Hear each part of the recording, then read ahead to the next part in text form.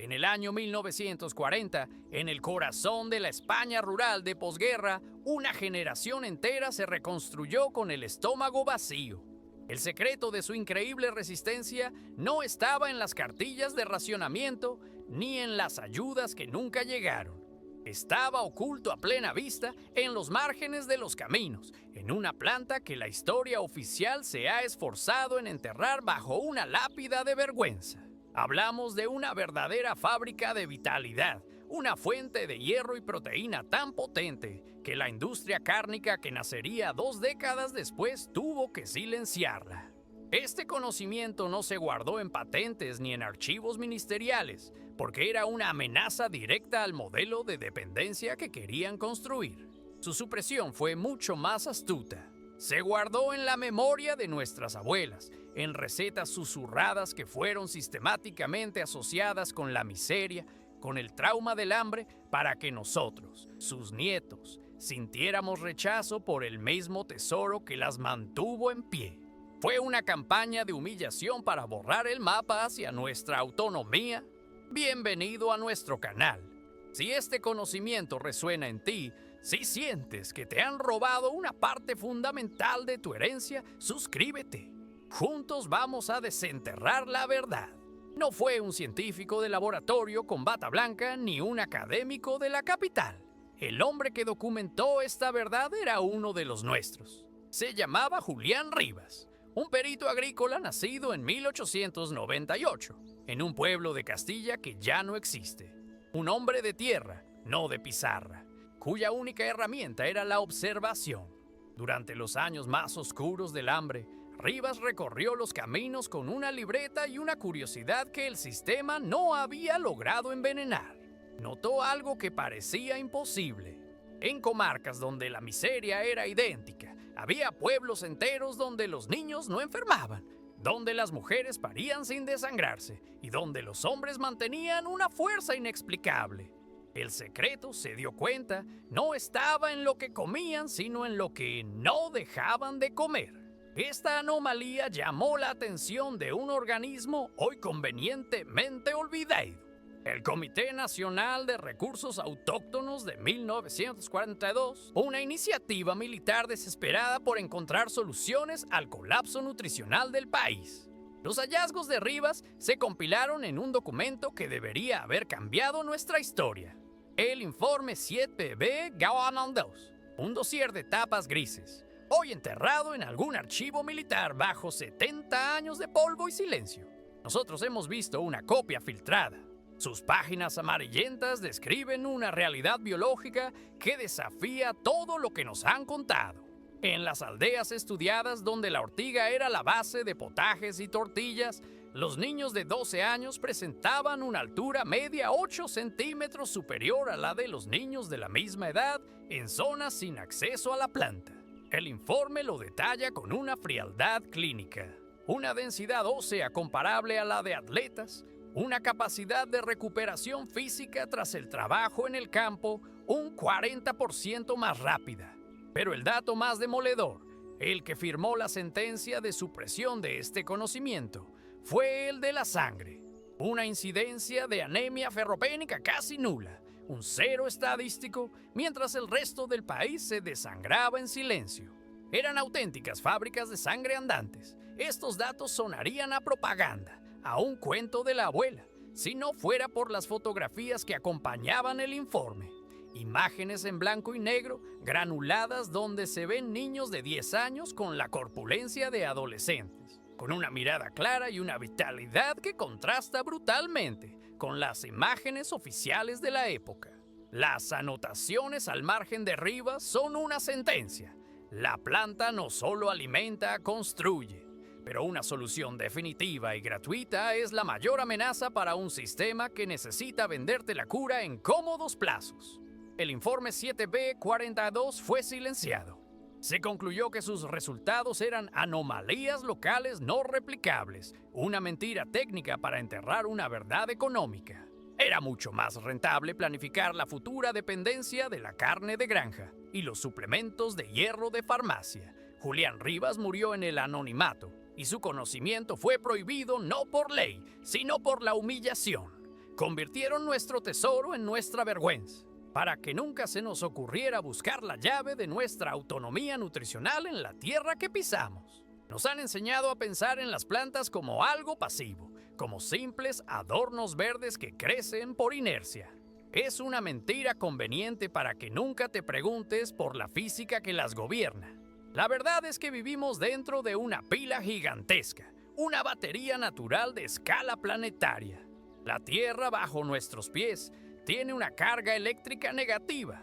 La atmósfera sobre nuestras cabezas, especialmente en días claros y secos, mantiene una carga positiva. Entre el suelo y el cielo existe lo que la ciencia oficial llama el gradiente de potencial atmosférico. Un campo eléctrico invisible y constante de cientos de voltios por cada metro de altura. No lo sentimos, pero está ahí. Es la energía silenciosa que impulsa la vida. En la ortiga, esa planta que nos enseñaron a despreciar, es una antena de carne y hueso diseñada a la perfección para explotar esta energía. Sus raíces profundas no se anclan solo para buscar agua, se clavan en el polo negativo de esta batería planetaria.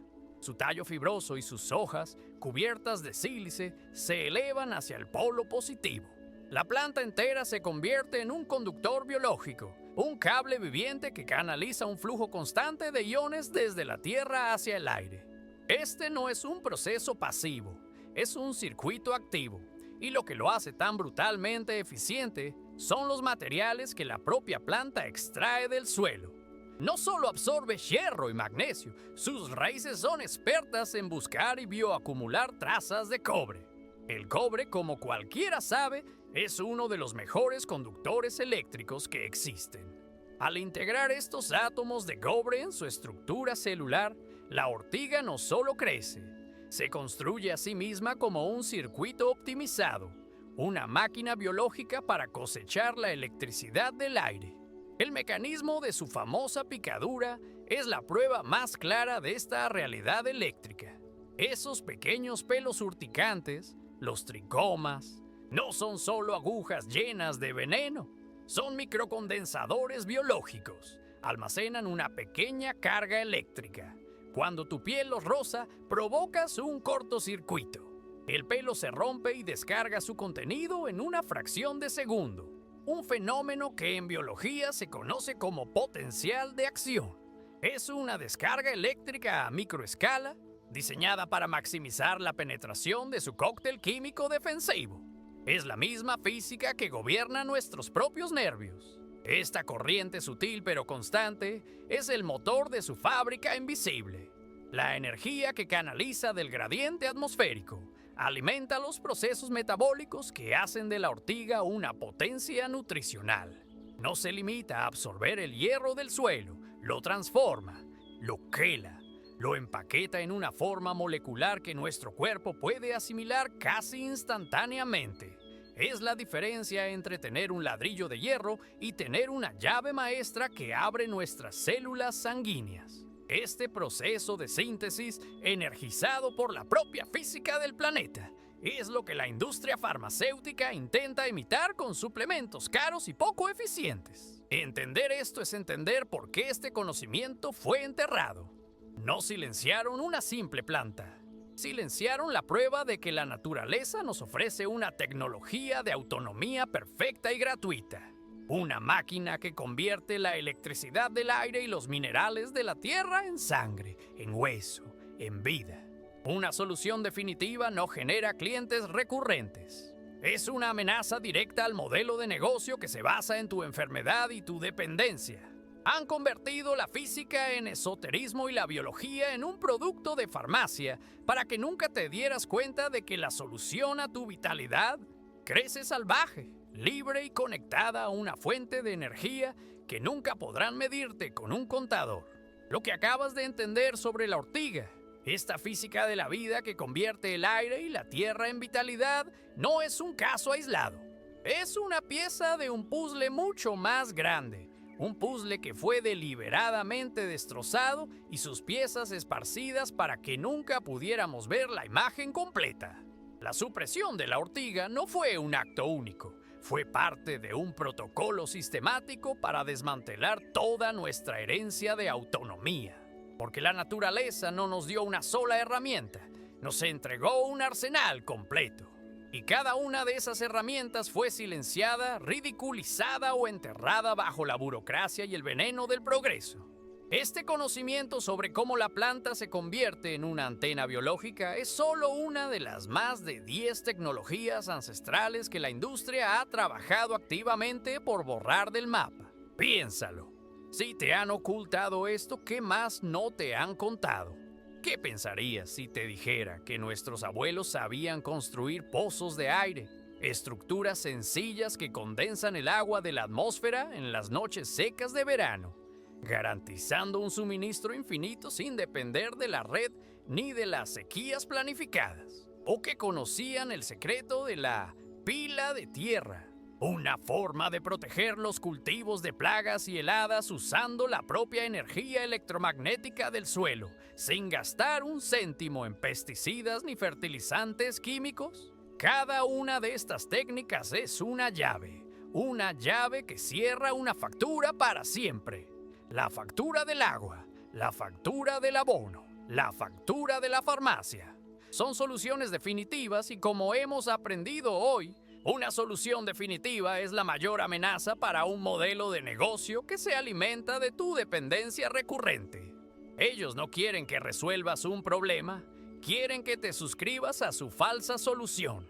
Durante años he viajado por los pueblos olvidados de nuestra geografía. He desempolvado libros prohibidos y he hablado con los últimos guardianes de esta memoria. He reunido este arsenal de liberación, estas tecnologías de la Tierra que nos fueron robadas. Si lo que has visto hasta ahora resuena contigo, si sientes en tus huesos que te han estafado tu derecho a la autosuficiencia, he compilado todo este conocimiento en una guía completa, el mapa para reconstruir nuestra soberanía. La encontrarás en el primer enlace de la descripción. Es el conocimiento que ellos no quieren que tengas, todo en un solo lugar. Pero sigamos, porque aún no te he contado lo más importante. El verdadero poder de la ortiga no está solo en recogerla, sino en el ritual de su preparación. Un secreto que desactiva su veneno y multiplica por 10 su biodisponibilidad. Para entender por qué enterraron el poder de la ortiga, debemos entender que construyeron sobre su tumba. El final de la guerra no solo trajo un nuevo mapa político, desató una revolución industrial silenciosa, una que prometía un futuro sin hambre a cambio de nuestra soberanía. Fue la era del milagro químico. Antes de la guerra, la idea de alimentar la tierra con polvos blancos sacados de una fábrica era una excentricidad. Después, se convirtió en la nueva religión. El proceso Haber-Bosch, la tecnología que permitía fabricar fertilizante de nitrógeno a partir del aire, pasó de ser una herramienta de guerra a la piedra angular de la agricultura moderna. Las cifras son la prueba de esta invasión planificada. La producción mundial de fertilizantes nitrogenados, que antes del conflicto apenas superaba los 3 millones de toneladas anuales, se disparó. Para la década de los 60 ya superaba los 30 millones. En los 70, los 70 millones. Un diluvio químico que prometía cosechas imposibles. Y aquí es donde se revela la lógica fría y depredadora del modelo de negocio que lo sustentaba. La sabiduría de la tierra, la que usa la ortiga como bioacumulador o el compost como regenerador, se basa en un principio que es una amenaza mortal para la industria. Es una solución definitiva. Un conocimiento que, una vez adquirido, te libera para siempre. No tienes que volver a comprarlo. Es autonomía. El modelo químico es exactamente lo contrario. Es un modelo de suscripción. El saco de fertilizante que compras esta primavera estará vacío en verano. Tus tierras, adictas a ese chute químico, lo pedirán de nuevo el año que viene, y el siguiente, y el siguiente. No te venden una solución, te alquilan un resultado. Es la diferencia entre que tu abuelo te enseñe a pescar y que una empresa te venda un pescado cada día. Una solución definitiva es un cliente perdido. Una dependencia recurrente es un cliente de por vida. Para que este nuevo mercado floreciera, había que aniquilar la competencia. Y la competencia no era otra empresa, era el conocimiento ancestral. La supresión no se hizo con leyes, sino con algo mucho más eficaz: la ridiculización académica y mediática. En las nuevas facultades de agronomía, a menudo financiadas por las mismas corporaciones que vendían el veneno, las prácticas de nuestros abuelos fueron rebautizadas. Ya no era sabiduría, era superchería. Ya no era ciencia empírica, era folclore sin base. La ortiga, el purín, los abonos verdes, todo fue barrido bajo la alfombra de la pseudociencia. Nos dijeron que la tierra era un simple soporte inerte al que había que añadirle química, y que nuestros antepasados eran ignorantes que no sabían lo que hacían. Fue una campaña de propaganda brutal para avergonzarnos de nuestra propia herencia, para que nosotros mismos pidiéramos las cadenas, creyendo que eran el símbolo del progreso. El veneno no solo estaba en el saco, estaba en la idea que nos vendieron para que lo compráramos con orgullo. Durante 80 años, la historia de Julián Rivas y las conclusiones del informe 7B42 han dormido el sueño de los justos, enterradas bajo el peso de la propaganda del progreso. Nos han hecho creer que eran cuentos de viejos, delirios de un perito de pueblo superado por la ciencia moderna. Nos han dicho que la única forma de arrancar un fruto de la tierra es con un saco de veneno químico bajo el brazo. Y durante décadas lo hemos creído. Pero la verdad, como una raíz profunda, siempre encuentra una grieta por la que salir a la luz. Y la grieta se ha abierto, no en un archivo polvoriento de nuestro país, sino a 10.000 kilómetros de distancia. Porque mientras aquí la ciencia oficial, a sueldo de la industria, se dedicaba a perfeccionar venenos cada vez más caros, en otros lugares del mundo, forzados por la necesidad, empezaban a hacerse las preguntas correctas. Empezaban a mirar hacia atrás para poder avanzar. Hace apenas unos años, un consorcio de universidades asiáticas, liderado por el Instituto de Botánica Aplicada de Pekín, inició uno de los mayores experimentos agrícolas de la historia reciente. No buscaban un nuevo transgénico ni una molécula patentable. Buscaban exactamente lo contrario: una forma de liberar a sus agricultores de la tiranía de los agroquímicos. Durante 5 años, en un ensayo que abarcó más de 40.000 hectáreas, probaron las antiguas técnicas de bioestimulación, usando purines y extractos fermentados de plantas consideradas malas hierbas. Y en el centro de su investigación estaba nuestra protagonista olvidada, la urtica dioica, la ortiga. Los resultados, publicados en revistas científicas que rara vez llegan a nuestras noticias, son una sentencia de muerte para el modelo que nos han impuesto. Escucha bien estas cifras, porque son el eco científico de lo que Rivas anotó en su libreta en 1942. En las parcelas tratadas con los preparados de ortiga, documentaron una reducción de más del 70% en el uso de pesticidas y fungicidas. El 70%. Imagina lo que esa cifra significa para el balance de las corporaciones que viven de venderte ese veneno. Pero eso no es todo. La producción media de las cosechas no solo no disminuyó, sino que aumentó un 22%. Producían más, con menos veneno y a un coste ridículo.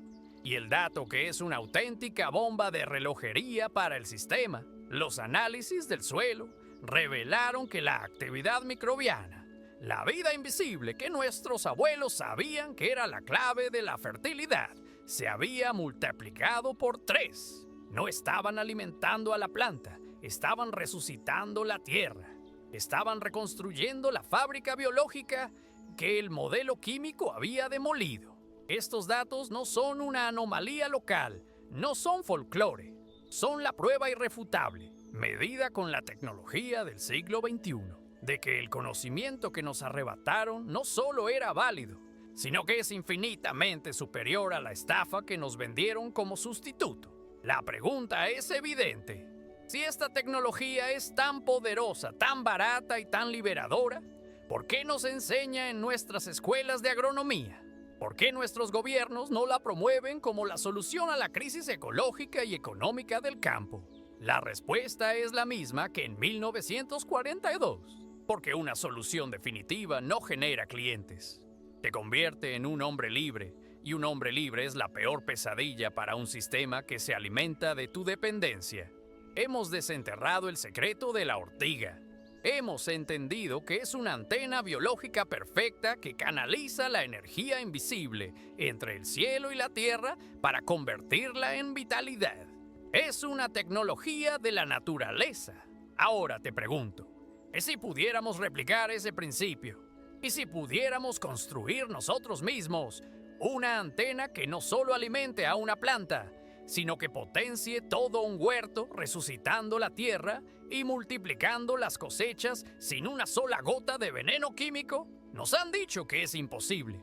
Nos han dicho que es esoterismo. Es una mentira para mantenernos enganchados a sus sacos de abono. Hoy vas a construir una de esas antenas. Una herramienta prohibida que convierte tu trozo de tierra en un imán de vida. La llaman antena de electrocultivo. El material es tan simple que se reirán de ti, un trozo de cable de cobre desnudo. Olvídate de aleaciones complejas o materiales patentados. Cobre puro, el conductor del pueblo. Un grosor de entre 1, 5 y 2. 5 milímetros es ideal. Lo encontrarás en cualquier ferretería por el precio de un café. Ahora coge un palo, el de una escoba o una azada, de unos 4 o 5 centímetros de diámetro y enrolla el cable sobre él para crear una espiral. El sentido de la espiral es crucial. Es la clave que sintoniza la antena con el flujo de energía de la Tierra. En nuestro hemisferio, el hemisferio norte, el enrollado debe ser siempre en el sentido de las agujas del reloj, ascendiendo. Si estuvieras en el sur, sería al revés. Esta es la física que ellos han borrado de los libros de texto. Deja un extremo de la antena recto de 1 metro o metro y medio, que será la parte que se eleva hacia el cielo. El otro extremo, el de la espiral, irá clavado en la tierra. Pero aquí vienen los 2 secretos que hacen que esto funcione o que sea un simple adorno de metal. El primer secreto es la orientación. La punta de la antena que queda en el aire debe apuntar siempre hacia el norte magnético. No al norte geográfico de los mapas, sino al que te marca una brújula. Es sintonizar tu huerto con el latido magnético del planeta. El segundo secreto es la profundidad. Entierra la base de la espiral exactamente a 30 centímetros en la tierra. No es una medida al azar. Es la profundidad donde la polaridad del suelo es más estable, creando el diferencial de potencial perfecto con la atmósfera. Sé lo que estás pensando. Suena demasiado simple, demasiado rústico para ser verdad en un mundo de satélites y drones. Esa es exactamente la razón por la que fue suprimido. No pueden venderte un trozo de cobre y un secreto. Te desafío a que hagas la prueba. El riesgo es 0. Cuesta menos que el veneno que te venden en una botella de plástico. Coloca una de estas antenas junto a una planta de tu huerto y deja otra idéntica sin ella a un par de metros. No me creas a mí. No creas a los libros prohibidos. Crea tus propios ojos en unas pocas semanas. Y mientras esperas a que la naturaleza te dé la respuesta, pregúntate esto. ¿Qué te atreverías a construir, a cultivar, a crear, si el dinero no gobernara el mundo?